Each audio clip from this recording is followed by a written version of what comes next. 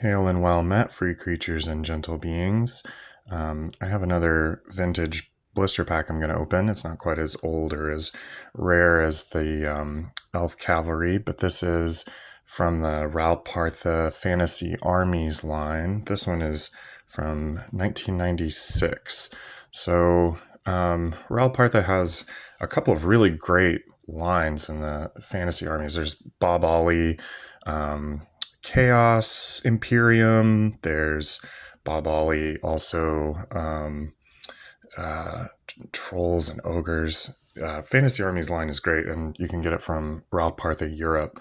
It's one of the main kind of sources of Ral Partha miniatures that aren't available from Ironwind Metals currently. So they have a few of them, but they package it like big blocks of like 12 that are all the same sculpt.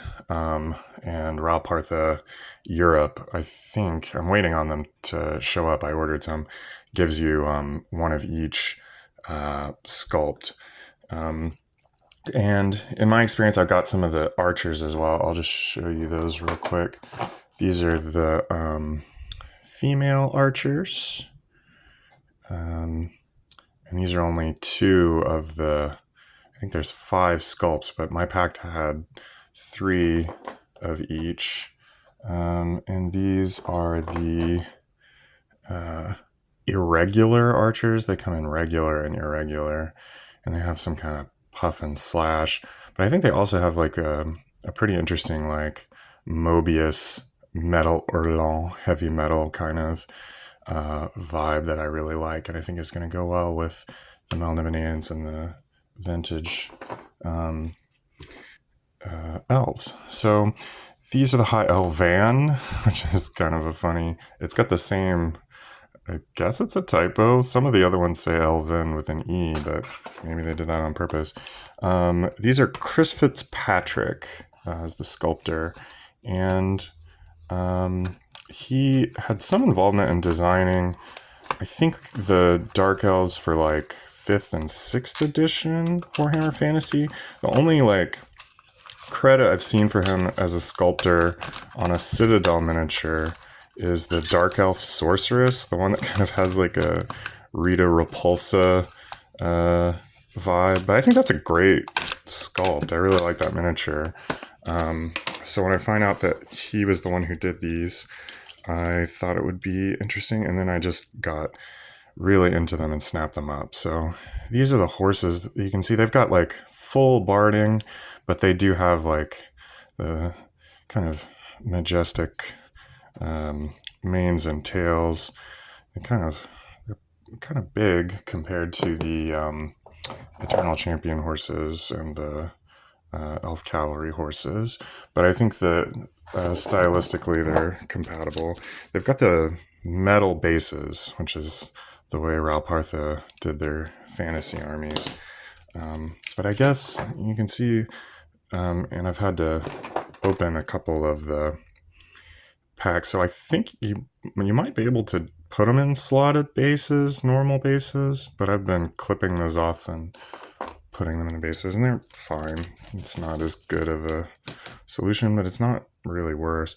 They have these shields. There's another variety I got in a different pack. So they have the moon shield and then the kind of other one. I don't know what to call it. But then the riders, we got 2 sculpts. There's this guy. A lot of them have this kind of like hooded back thing, which I think is really what makes me think of Mobius. But these are, this is the guy without the helm. And then this guy's got a big, I don't know, brush, comb, plume, mohawk thing. And the ridges on his helmet are kind of cool. But I'll compare him to, this is, I think, Malriel Brightsword. Again, they have those cool names, but you can see how compatible I think they're going to be. And I'm looking forward to building a unit of these. These came from